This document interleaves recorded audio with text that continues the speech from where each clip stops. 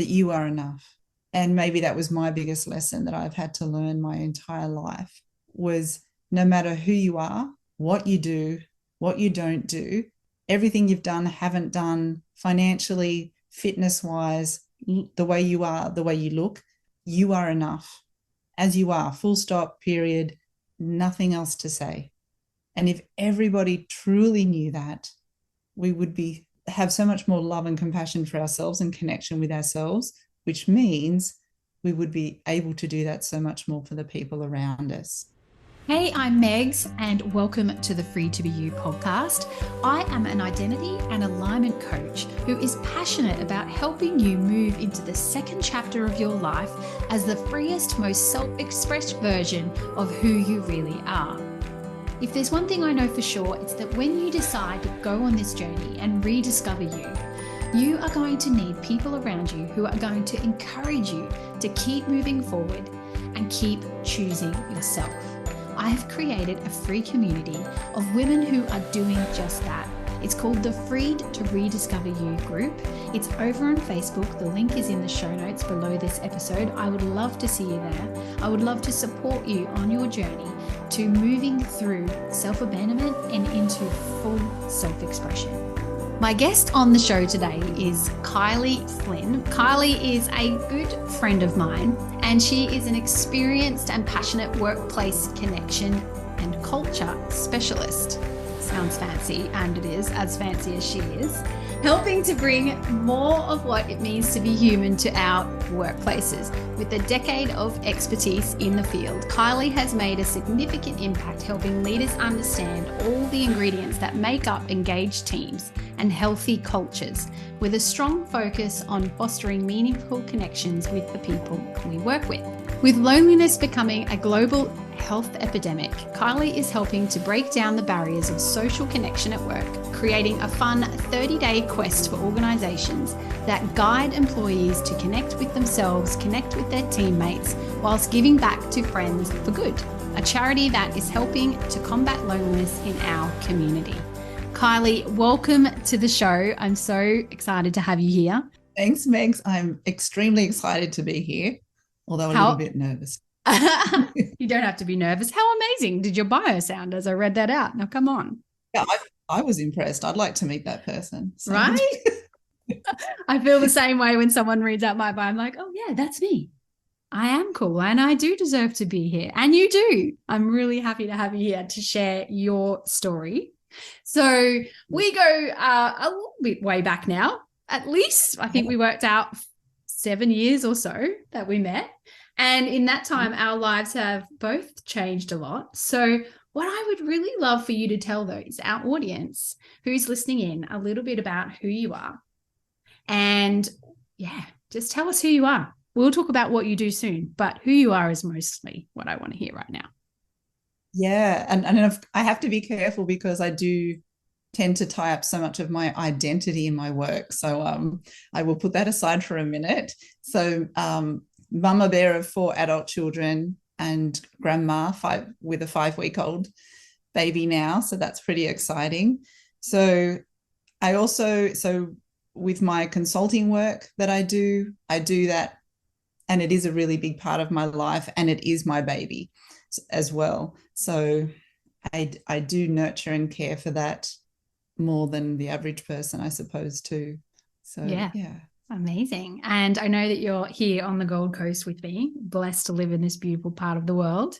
So we do get to catch up in person, but it's good to get on this call and just jam with you about all things connection, because over the last few years, I feel like we have really lost connection there for a few years because we couldn't connect in person, and that has become a bit of an epidemic, like we said in your bio. But I know that this connection piece is something that you're really passionate about, and I would love for you to tell us why and how you got to where you are now. Yeah, well, how long do we have, Megs? But so I would have to take it back to when I was literally a child, and I would look at big people, adults, and wonder why they weren't happy. And it sounds like such a cliche, but I would observe dynamics between people. I would observe the dynamics between adults. So I thought all kids did this, but obviously they didn't. And I'm assuming my childhood and things that happen in childhood made me more attuned to the dynamics between people, which, has its goods and its bads. But I would, from a very early age, walk into shops, walk into retail stores, watch parents, adults, and I would look at how the manager's speaking to an employee and just watch what would happen with what they're doing. And I just assumed every child did that, but they didn't. And of course, got married really young, had children, and then fast forward and jumped to the Gold Coast and started my Bachelor of Business and started my MBA. And I was saying to my change management professor, look, I don't know what it's called, but I just want people at work to be happy. And he sort of rolled his eyes at me and said, you mean a change manager, Kylie? Because that sounds a bit flippant. I went, look, I don't think there's even a name for it yet, but I just want the place where people work to be a great place. And he said, and he literally said, you should just go into academia because, you're good at that. And I went, no, it's not. It's not what I want to do. So halfway through my MBA, I literally Googled who are the best in the world at culture. And 3 weeks later, I'm on a plane visiting Zappos, who were the leaders in the world at culture at that time. Spent time with Zappos, the famous online shoe company, who are famous for their culture and customer service. And then their other arm, delivering happiness, and the statistician Nick Marks. And then it just went on from there. But initially it was culture and customer service that I was doing.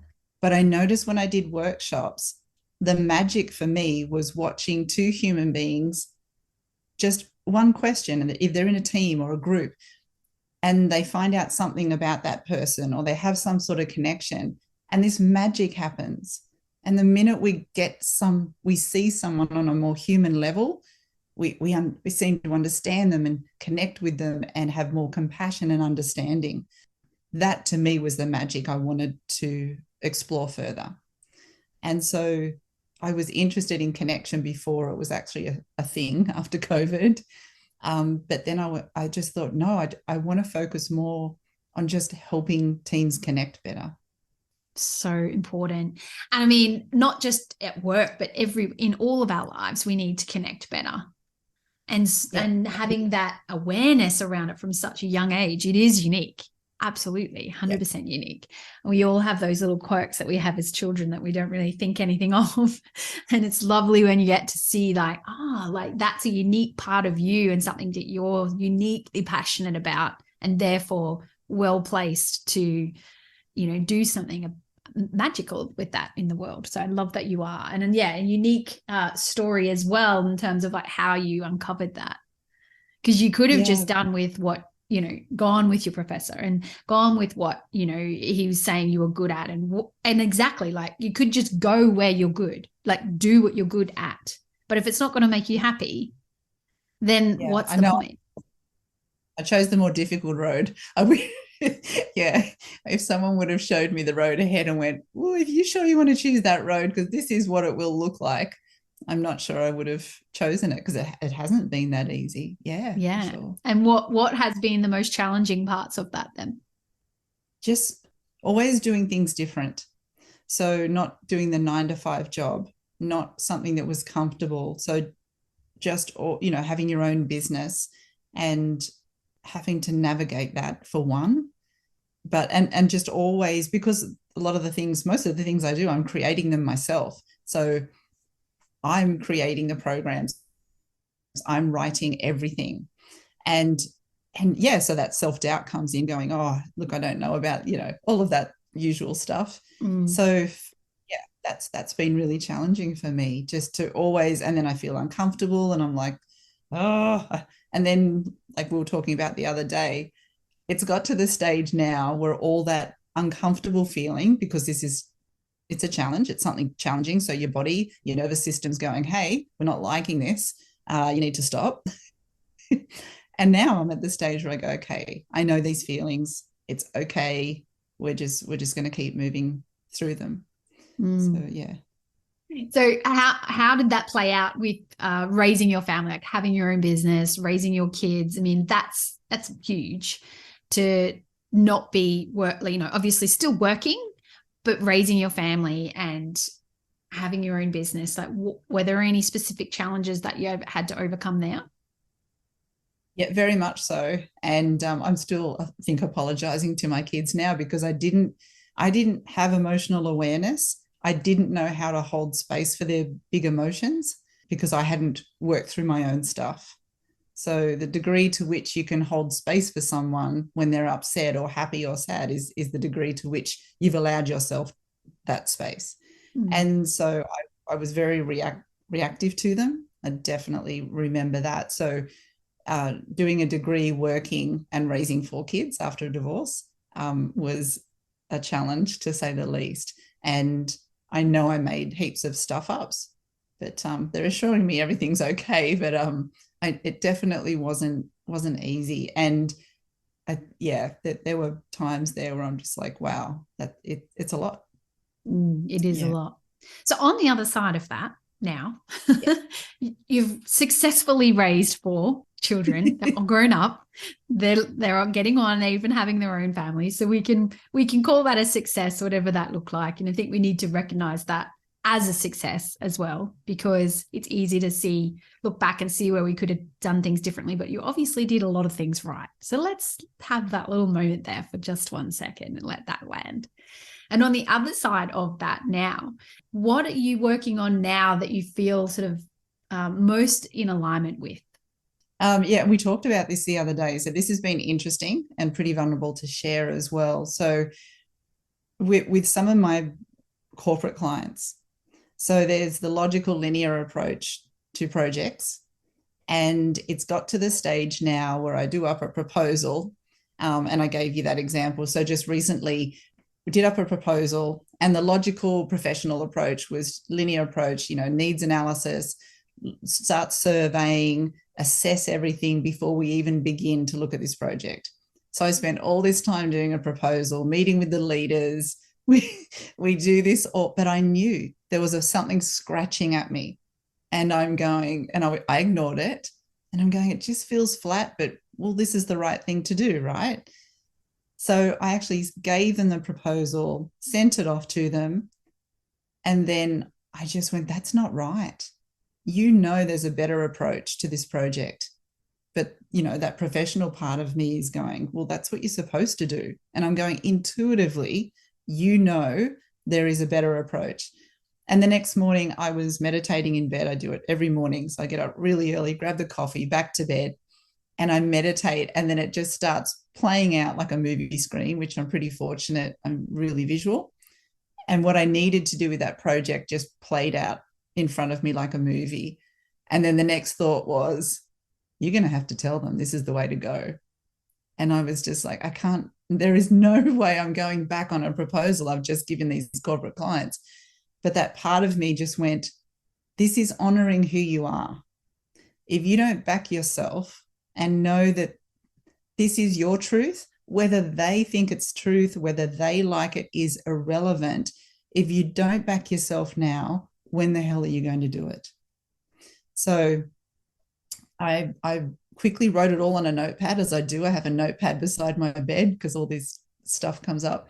So I went, oh my gosh. So literally I got the phone. I thought, I've got to ring the CEO. I got to tell him. And I'm like, oh, geez. I was so nervous because to really back yourself and honor yourself when someone else might go, well, I don't think that was the best thing. It felt really risky. And this was a big project. And I called him, and to his credit, he's just a beautiful, open, caring leader, beautiful. And I just said, your organization's been in my meditations. He goes, oh, that's interesting. And I said, I don't think that proposal was the right approach. He goes, okay. And I said, this is what I think is the right approach. I said, this is what I'm going to do. I need to workshop them. We need to collaborate and create, blah, blah, blah. And he just went, awesome. Yes. And I just went, thank God. Yeah. So, I mean, That's not always going to happen. That's not always going to happen when you back yourself and the other person says, that's great, I agree. But it was good for me just to reaffirm, yes, keep going, keep backing yourself every time, even though when everything else is telling you that's not the right way. Yeah. And I mean, that must have felt awesome as well, just to step through that, the fear or the anxiety of having that conversation. No matter how it would have turned out, you still would have felt better for having it than having not had it and gone the other way. Yeah. I may or may not have done a dance afterwards, but I'm not admitting to that. You can totally admit. We're all about self-expression here, Kai. It's all good. Go for it. Yeah, awesome. You'd be dancing right now. No one can see you. It's just us. True. Oh, I love that. And you know what? We need to listen to that voice. And we don't just get it in a work sense. We do also get it in our relationships. We also have it when we're in some sort of, transition between one big thing and another. We need to tune in to that internal feminine intuition that we have within us, and we need to learn to listen to it. And it sounds like you've been doing that for a very long time, but that doesn't always come sort of naturally to us, especially if we don't have any idea what it is we want to do or who we are and why we want it. So is there anything that you've done sort of leading up to now that's really helped you to, apart from meditation, obviously, that's really helped you to get in tune with that? Yeah. And everyone's journey is different. I'm the first person to say, yeah, you've just got to do what works for you. Lots of therapy still for me, because I can feel when these uncomfortable feelings come up, I want to sit with them all. Like the fear, the happiness, the anger, no matter what's coming up in life with my children, whatever is coming up, I want to sit with it and invite it in, integrate it, whatever I need to do. So that's where I'm at right now. And it's bloody hard because automatically something's uncomfortable or I feel panicky. And the first thing I want to do is get rid of it because it doesn't feel very nice. And so something was actually coming up this morning and I went, let's sit with it. And there's that part of me going, oh, just get rid of it. And I went, let's invite it in, sit with it, sit with all of it, let it all come up. And so, I'm 52 and sometimes I feel like a newborn still learning these things. The more I learn, the more I realize how little I know. And so it feels like just probably in the last 6 months, inviting these really big emotions in that haven't had a voice for a very long time. Yeah, that's powerful. Unreal. And I mean, it gets you more in connection with yourself, which is, I mean, you're all about connecting others, but we also need to get in and connect with ourselves so that we can show up bigger and take up more space and start to align with those things that we don't even see them. Do you find that? Like, this is the other thing. Like, if you are so out of touch and so disconnected from that internal voice and from yourself, you don't even see those things cross your path, those opportunities, those moments where you can realign, because you're just not there. You're just not present. Yeah, very, very much so. And even though I promote in my work connection, it is very hard as a human being to reach out and connect and be open to others if you're in a state of stress, if you've been disconnected from the people around you from a while. You're going to be in a threat response. So there's so many of us in our work and our lives, we are stressed. Our nervous system is on alert. That is not conducive to connecting and forming communities with one another. But a lot of people just aren't aware of this. I did a talk last week in Melbourne, and like the latest stats here in Australia, a third of the people in Australia are lonely, around 37% in organisations. That's crazy. And half of them will never tell anyone because they're too embarrassed. That's the stats. Apart from all the health and mental things that come along with that. But my point is, once we're sitting in that for a while, we don't open up and we don't want to connect with people. And so we have to find more ways of helping those that are shut down and they're not even aware of it. They're not, because that state for so long. Like, let's dig into that a little bit, because I definitely can think of a few people in my life who would fit into that category, not necessarily in a workspace, but just personally, and perhaps even been there myself. But for someone that's listening who is feeling lonely or resonated with what you just said at a really deep level, what would be some steps, or what would be the advice you would say, what you'd say to them? If someone feels disconnected or lonely, so the first thing is reach out. Collectively, we're biologically wired to belong to a group. It's almost a cliche now. We've heard that everywhere. But we also co-regulate our nervous systems with one another as well. So when I say reach out to someone, for someone that hasn't done that for a while, it can be really difficult. So, you can talk to people like Friends for Good or the other hotlines that you can just ring, just to even voice it out of your mouth that you just wanted to connect with someone is a start. And even for me, because I'm an ambivert, so I'm extrovert, but then I have to retreat and I don't want to see a soul for a while until I'm ready. But I think there was a point where I was and my kids started calling me a hobbit. They were getting concerned. And I started to get myself in a rut where I wasn't connecting with people. So when you start doing that, there's some brain chemicals that start to get released to protect you. But whilst they're protecting you, they're actually shutting you down so you're not connecting with other people. So it's quite a paradox. And so because of what I know, I'm going, okay, I have to put more effort into seeing friends, like making a real effort to get back out there. And once I did, I could feel the nervous system relaxing and it's a lot easier. But I do know what it's like to start to get to that space where, hey, I'm not connecting with the people that I love around me. I need to start doing something. So it doesn't have to be major, and make sure it's with someone that is calm so that they can help regulate your nervous system. To go and spend some time with someone that can hold that space for you and be calming too. That's a very so important.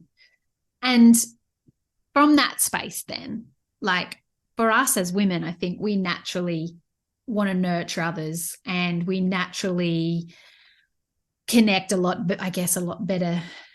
Well, actually, do we? Am I generalizing here? Thinking that we connect better? Yeah. Well, the stats say that men and women want connection equally.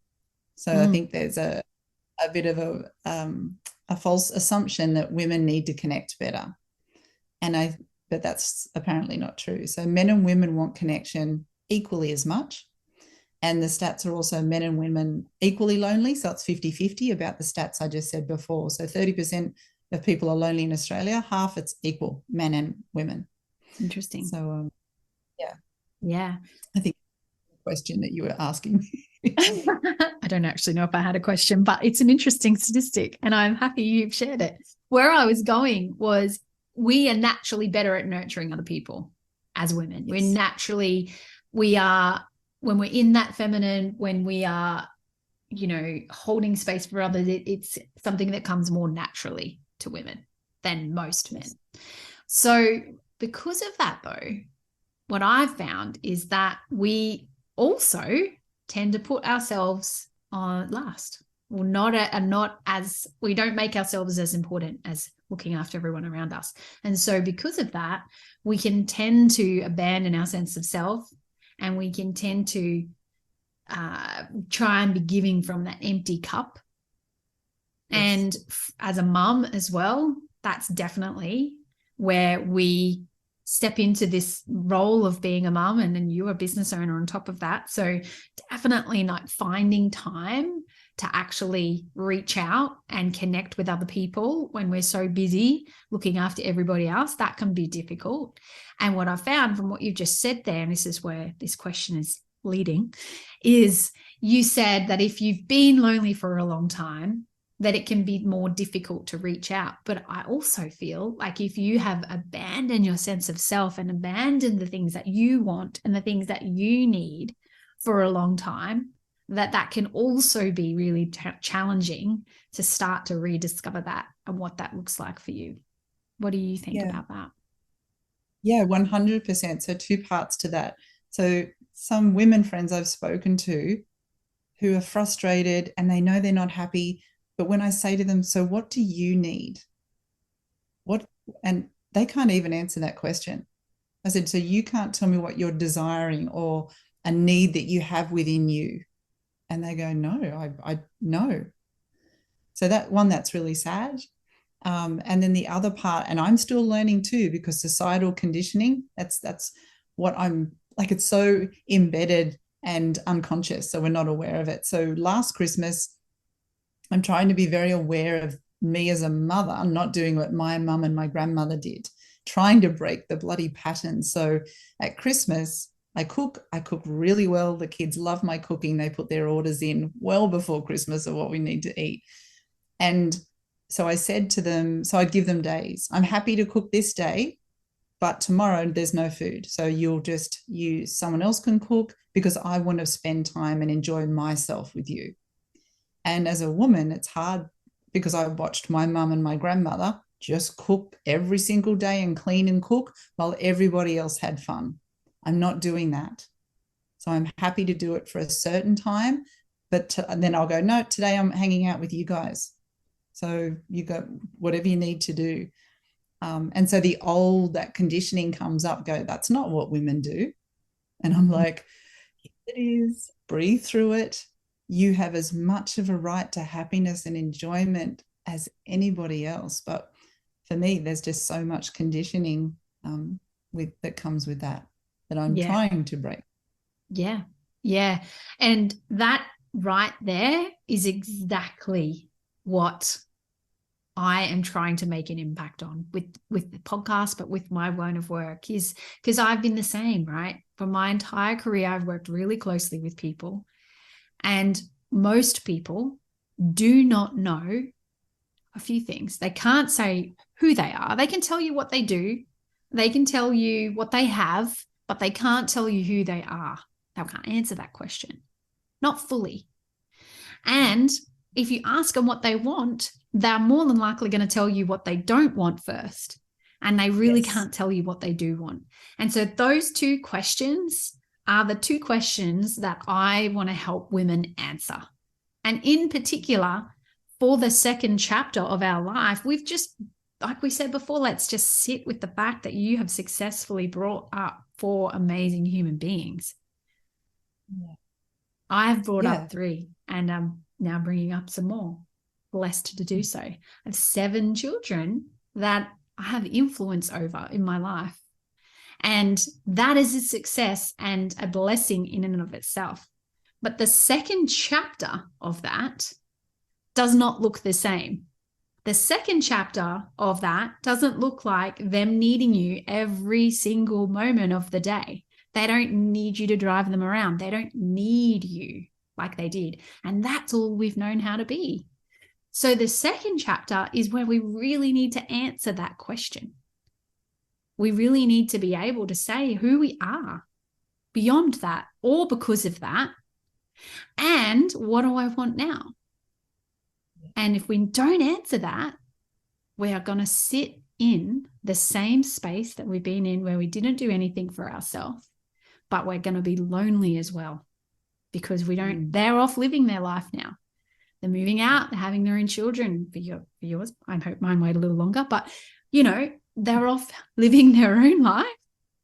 And now you have to do something. We don't have to actually, but we can do something with ours. So if you're happy to, let's dig into that a little bit for you.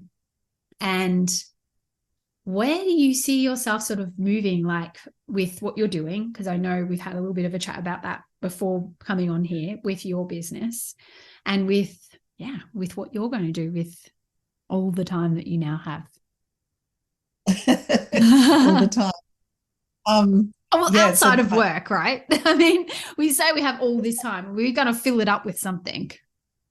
I'm flat out having a weekend free. But so this is interesting. I have a grandchild now. So this is new. I didn't even know what that was going to feel like. So my children are a lot older than yours.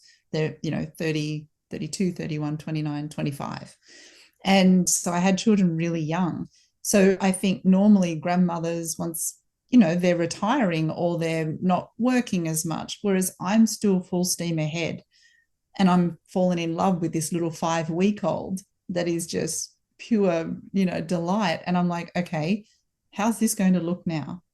Where are your priorities? Where are your values now? Because you want to spend more time with family. Because this is a really big time. So this is what I'm navigating. And I'm not sure, I'm not even sure how that looks yet, because it's all really new. So yeah, this is a new stage for me, being a mum and a grandma, but with a full-time business. And I work on the side as well. So it's yeah, I'm still full steam ahead. And so I'm not sure how to balance all of that yet. Yeah. Yeah.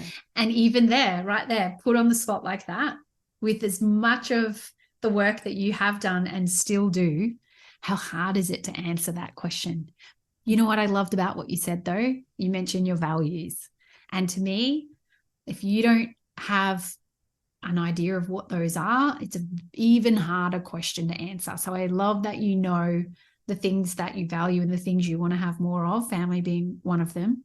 And you will totally navigate that. You know, you've got me if you need help with that, but you will totally navigate that and figure that out. And I think it's so important that we do, because otherwise we are just going to fill up our days with stuff that really doesn't have a lot of meaning, and life is going to pass us by anyway. Yeah. And look, the irony was not lost on me the other day. I'm writing a talk on connection, and my middle daughter says, "Hey, Mama Bear, can we catch up for dinner and watch a movie?" And I said, I'm busy. I'm actually going to work a bit tonight. She goes, "Are you writing about connection?" And I went, yes, I was. She just burst out laughing. And I said, okay, yeah, the irony's not lost on me there. So yeah, so I've got to stop. I've got to be, and every single thing we've talked about is being present in every moment. Otherwise, I fall back into old patterns. I'm not present, and I start to prioritize work. Whereas every time now one of the children calls me, I stop and I go, can whatever you're doing with work wait? Can it really? Like, really? And most of the time it can, because I'm never going to get back that lunch that we're having now, or the early morning walks with my daughters when they say, "Mum, can you start an hour later so we can do a walk with the dog?"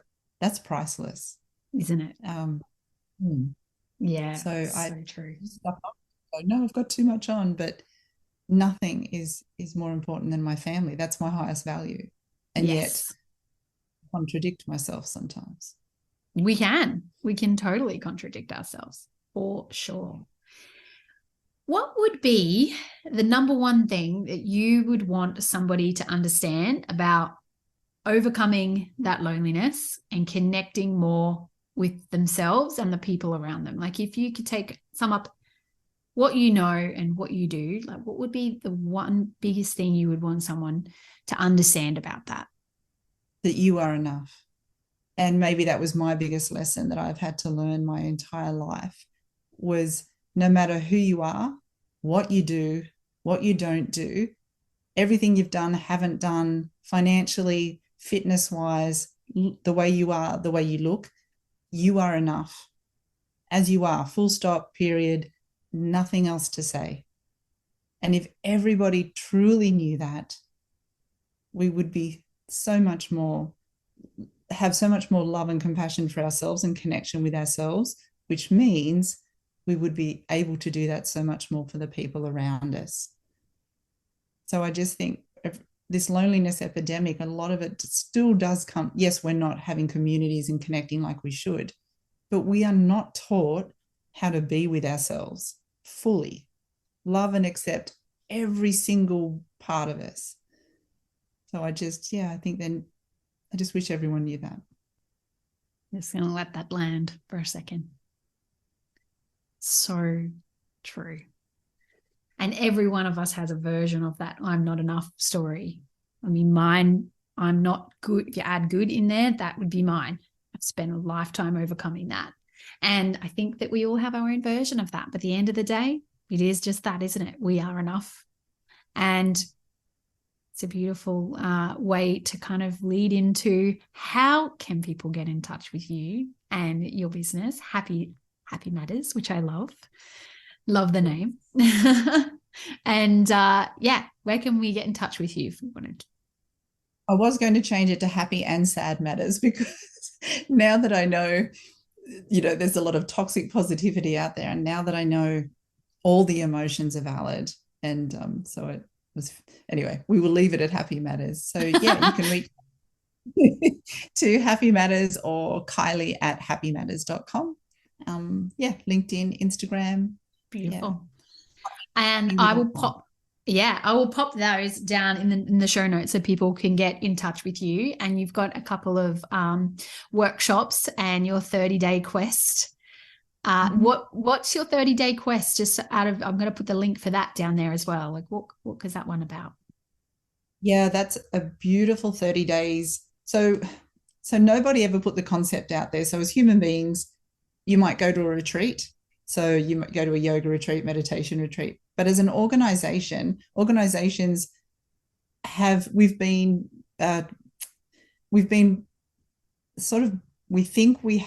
organizations have to be on all the time, but they're cyclical as well. They're ebb and flow. So organizations too have to slow down in order to go fast. So the Good to Connect quest was a way for organizations for 30 days to go inward for 30 days before they come back out into the world again. So every day for 30 days, each individual in the organization does an activity to get to connect with themselves more. And then the team, we do team building once a week for those 30 days as well. So it goes pretty deep. So we've had some really, really beautiful experiences and tears of happiness and sadness, and lots of things come up. But it is 30 days of connection, both self and for the team. So yeah, very powerful. I love that. Beautiful. Well, I'll definitely put that link down there as well. Thank you so much for coming and jamming with me about all things connection and being a mum and all the things. It's been amazing. It's awesome. Lots of questions on the spot today, that's for sure. Yeah, well, you got to love, but you know what? Like, it's all about listening to ourselves, seeing what comes up, leaning into it. And you did that beautifully, by the way. And yeah, I mean, I love what you do. We always have a good laugh when we get together, and hopefully we can do that soon. And for everyone that is listening, I would just like to leave you with one final thought. I say this at the end of every show, and that is that this is not a dress rehearsal.